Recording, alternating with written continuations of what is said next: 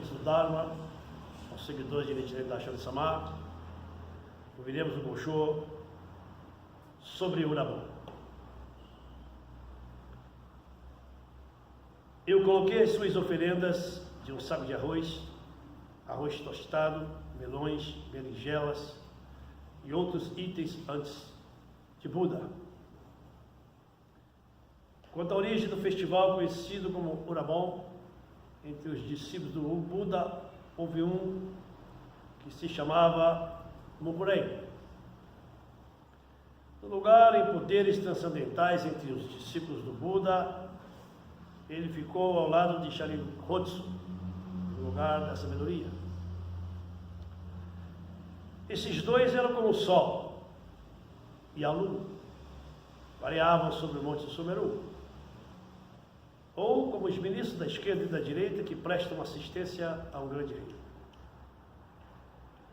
O venerável Mukurei teve um pai chamado Kisenchishi, e sua mãe chamava-se Shodanyo. Sua mãe, porque ela era culpada pela falta da ganância e do egoísmo. Após sua morte, ela renasceu no reino dos espíritos famintos, mas o mal grande Mukurei resgatou ela de lá. E foi assim que esse festival começou. Aconteceu o seguinte: apesar de mãe de Mukurei ter caído no reino dos espíritos famintos, e ela está lá sofrendo as agonias do seu karma, o Mukurei, sendo apenas um mortal comum, não tinha como saber sobre isso. Mas quando ele era um jovem rapaz, ele entrou na casa de um professor de Brahmanismo, e ali ele fez um estudo exaustivo dos 4 Vedas e as 18 principais escrituras que constituem os escritos sagrados do Brahmanismo. E nesse momento, porém, ainda assim ele não sabia onde a sua mãe tinha renascido. Mais tarde, quando ele tinha 13 anos de idade, ele e o Sharihodzu juntos visitaram o venerável Buda Shakyamuni, e eles se tornaram seus discípulos. Posteriormente, o Mukurei foi capaz de se libertar das ilusões do pensamento e avançar para a primeira fase da sapiência, e depois de cortar as ilusões do desejo de se tornar um Arakan, então ele ganhou 3 intuições e 6 poderes transcendentais.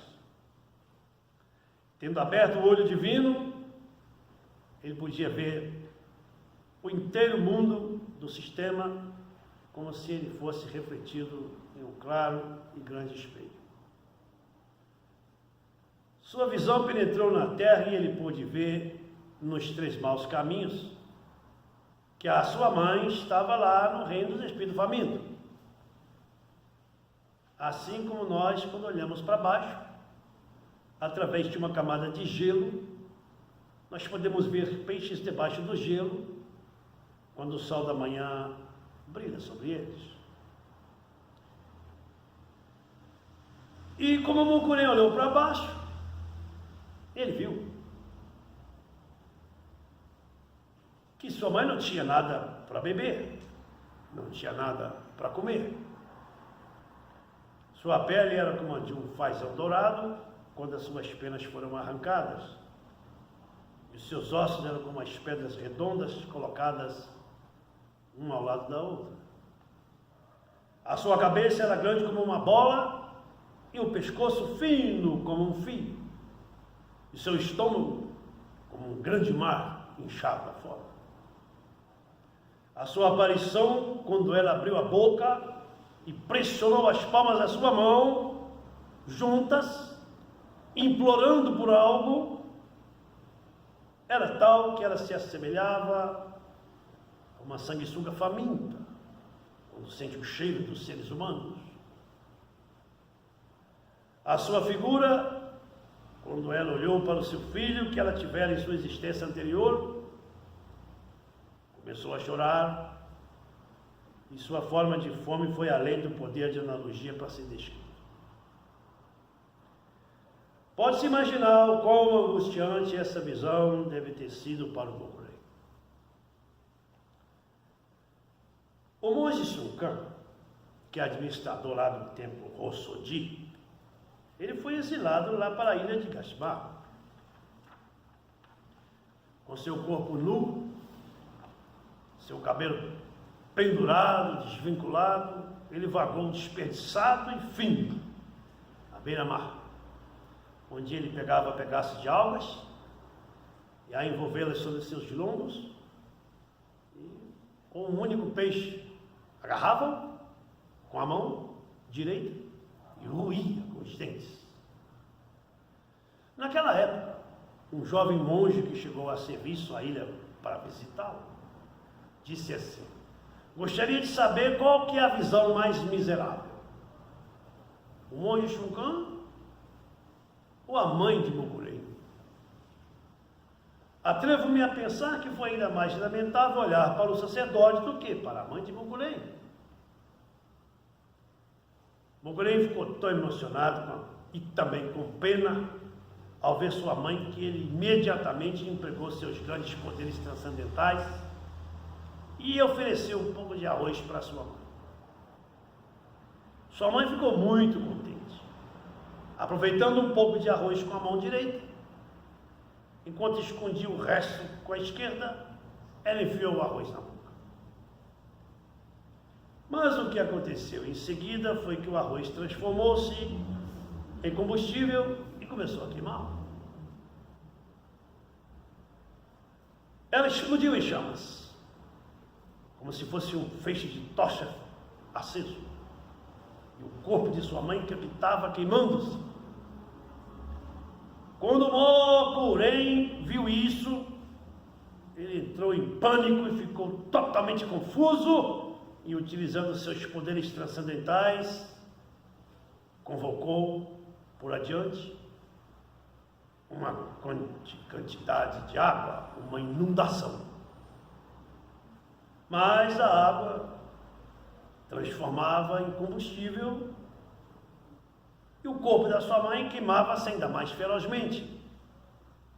E essa visão encheu o Mogurei ainda de pena maior. O Mogurei, ao perceber que seus poderes transcendentais eram totalmente inadequados para resolver essa situação, ele correu para longe e, num instante, apareceu na presença do augusto, do venerável, do honrado pelo mundo, o Buda, onde ele apresentou o seu apelo choroso. Ele disse: nasci em uma família de crentes brahmanistas,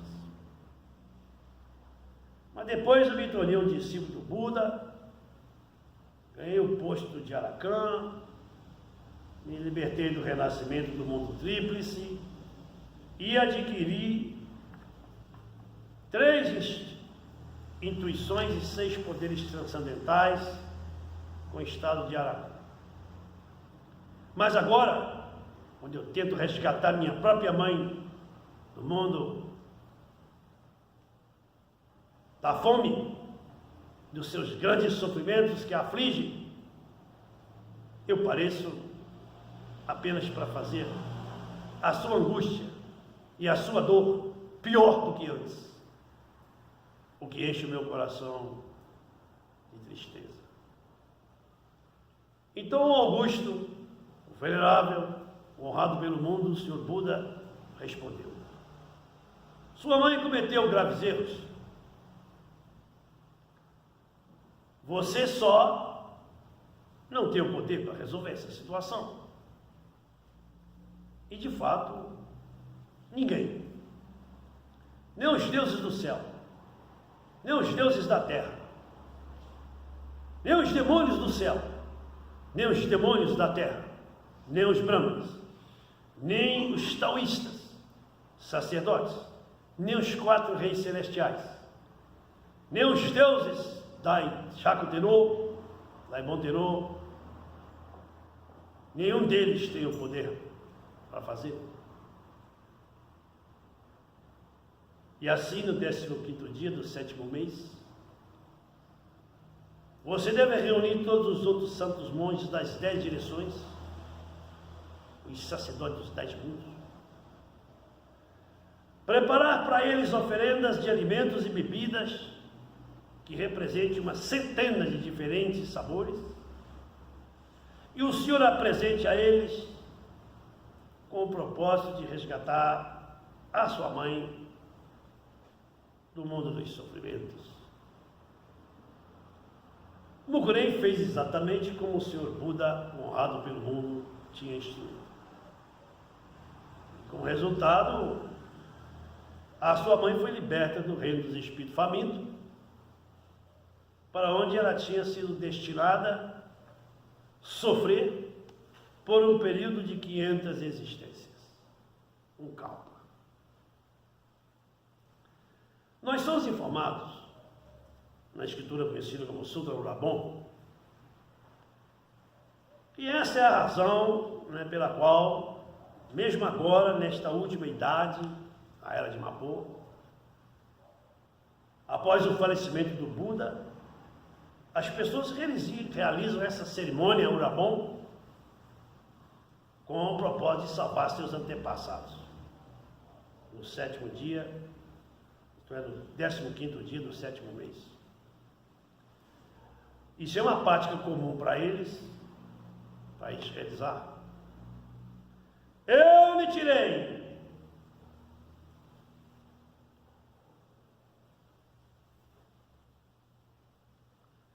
Gostaria de referir o seguinte: Mukurem foi entre os 10 mundos um que pertenceu ao do 20. E a sua observância dos 250 preceitos era firme como uma rocha, e sua atenção para as 3.000 regras de conduta foi sem uma única exceção. Ele foi tão perfeito quanto a lua cheia na noite do dia 15. E sua sabedoria era como o sol, e os seus poderes transcendentais permitiram-lhe rodear o Monte Sumeru 14 vezes, e assim ele podia mover a montanha enorme. E ainda mesmo ele sendo um sábio do presente despacho, ele achou muito difícil pagar a dívida de bondade que ele devia para sua mãe. E além disso, quando ele tentou pagá-la, ela realmente aumentou, foi o seu grande sofrimento. Em comparação aos monges de hoje, observa os 250 preceitos, mas só no nome, e de fato usa o cumprimento assim chamado de preceitos como um meio para enganar as pessoas. Eles não têm sequer um traço do poder transcendental, e é uma pedra enorme. Mais cedo poderão ascender aos céus e exercer esses poderes. A sua sabedoria está numa classe como a dos bois. Eles não diferem em nada do que é chamado de ovelhas. Embora possam se reunir aos milhares, dezenas de milhares, que ainda assim, mesmo juntos, não podem aliviar um pouco que seja o sofrimento dos seus pais que partiram, ou de quem quer que seja. Mas tendo considerado a razão, Mukurem não poderia resgatar sua mãe do sofrimento, porque ele depositava sua fé na versão hinayana do budismo. E ele dedicava-se à observância dos 250 preceitos do budismo hinayana. E de acordo com o Sutra Vimalakirti, um leigo sábio chamado Vimalakirti criticou Mukurem, e ele disse assim: aqueles que dão esmola para você cairão nos 3 maus caminhos.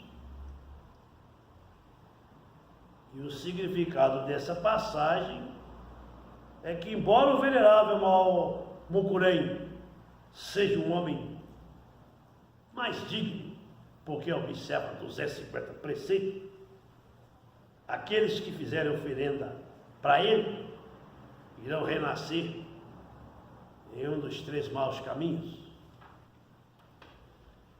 E isso não se aplica apenas ao Mukurem, mas todos os eruditos ouvintes, para aqueles que a essa idade colocam uma grande ênfase sobre a observância dos preceitos.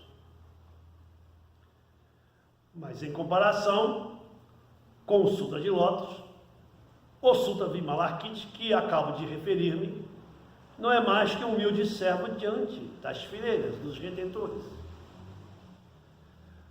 O ponto é que o venerável Mukurem ainda não tinha atingido um estado chamado Buda em si mesmo. Uma vez que ele próprio ainda não tinha atingido esse estado chamado Buda, foi muito difícil para ele aliviar os sofrimentos dos seus pais. E quanto mais difícil teria sido para ele fazer isso para mais alguém. Mais tarde, porém, seguindo o ensinamento do grande Sutra de Lótus, que diz assim: honestamente, descartem os meus expeditos. Então o venerável Mukurem sumariamente rejeitou, deixou de lado os 250 preceitos do budismo Hinayana e ele abraçou o que é chamado de Nam-myoho Renge-kyo. Em tempo, o venerável Mukurem atingiu então o estado de Buda, porque ele recitou o Nam-myoho Renge-kyo. E ele foi chamado então pelo nome de Tamalapatra Sandalo, ou seja, Buda perfume de sândalo. E nesse momento, seu pai e sua mãe também atingiram o estado chamado Buda. Por isso é dito no Sutra de Lótus: então os nossos desejos serão cumpridos e os anseios da multidão serão igualmente satisfeitos. O corpo físico do venerável Mukurem foi herdado por ele de seus pais. Portanto, o estado de Buda, quando em seu próprio corpo físico é alcançado, os corpos de seus pais igualmente atingem o estado de Buda. Mas por analogia, nós vamos considerar o caso do líder militar chamado Taira no Kiyomori. Ele foi governador lá do Aki, ou Aki, onde ele viveu na época do 81º soberano do Japão, o imperador Antoku.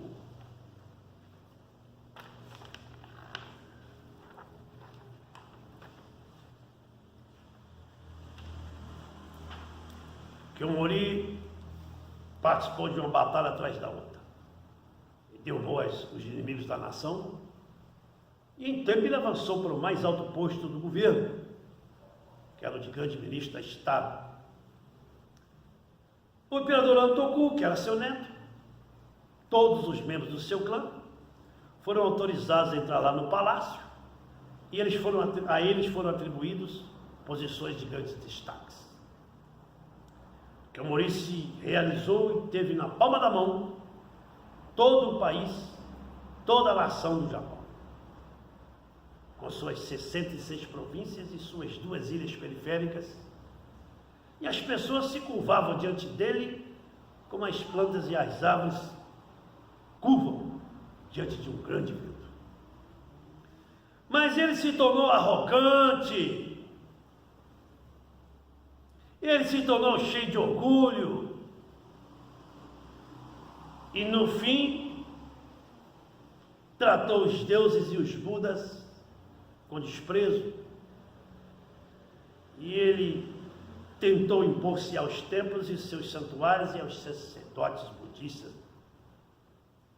E finalmente, no dia 20 no 22º e do 12º mês do 5º ano da era de Xixô, em 1180, ele foi tão longe porque queimou 2 dos 7 templos de Nara, Todais e Kufukuti.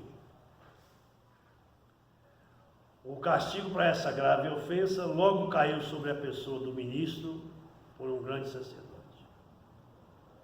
No ano seguinte, o primeiro ano da era Yu, o 4º dia do 2º mês intercalado, aconteceu que ele contraiu febre e ele começou a se esquentar e o combustível de seu rosto, de seu corpo ficou como um carvão em brasa e ele acabou pegando chamas.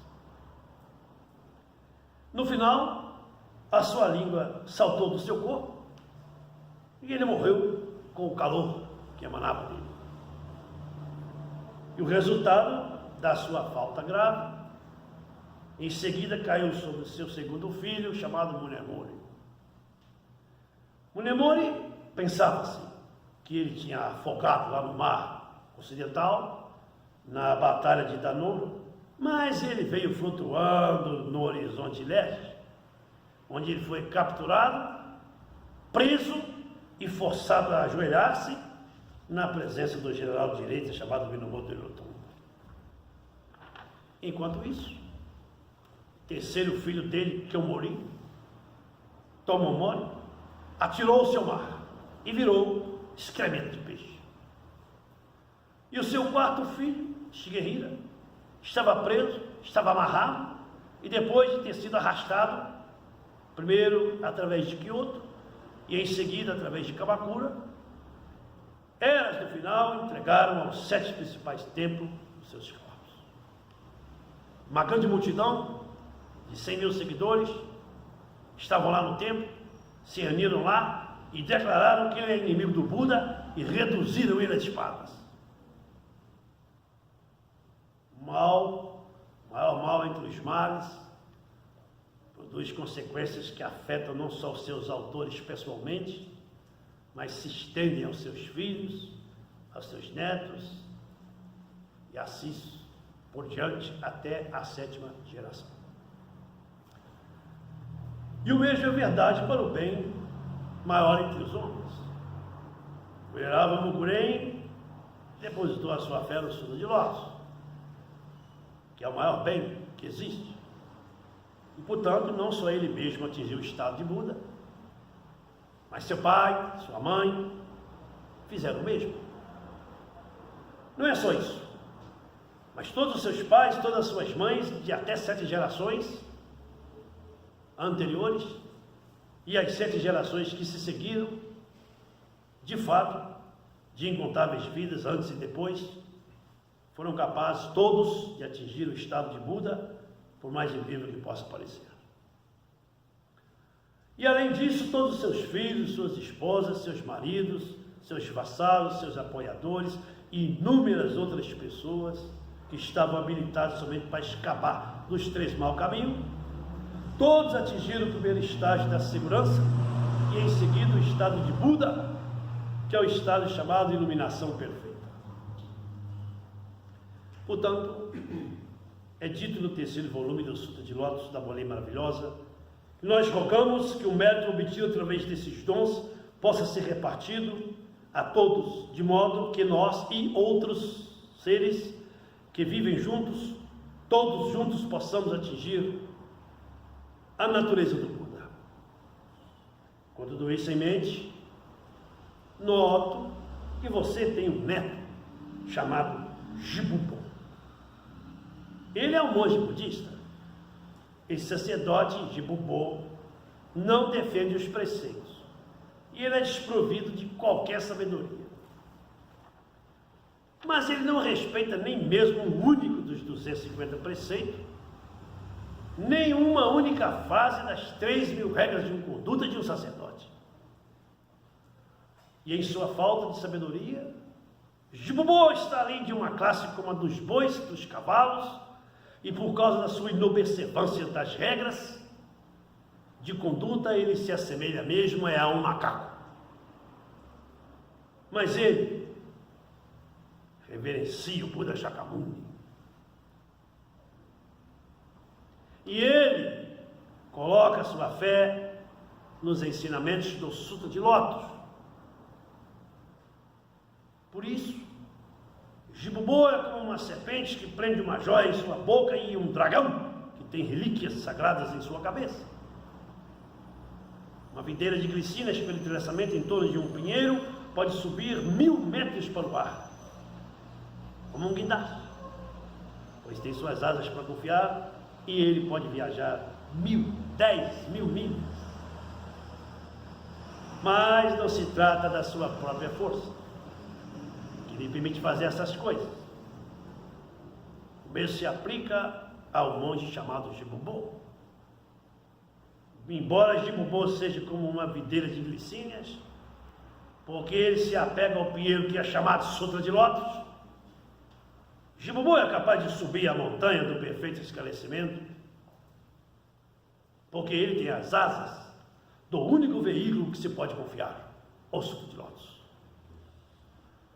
E ele pode voar no céu da luz tranquila, com essas asas, com asas como essas. Ele é um monge que pode trazer conforto para as vidas das pessoas, e não só de seus pais, de seus avós, mas de todos os seus parentes até a 7ª geração. Que sorte que você tem! Possui uma joia fina como essa como neto. A filha do rei dragão, Liu, ofereceu joias ao Buda, e ela alcançou a iluminação. Você tem o seu neto, que é um devoto do Sutra de Lótus. Isso vai levar ele à iluminação. Estou pressionado por vários assuntos agora, e eu não posso escrever detalhes, mas vou escrever outra vez para você, respeitosamente. Olhe tirei, 13º dia do 7º mês. Namyo Renge Kyo, Namyo Renge Kyo, Namyo Renge Kyo. Muito obrigado.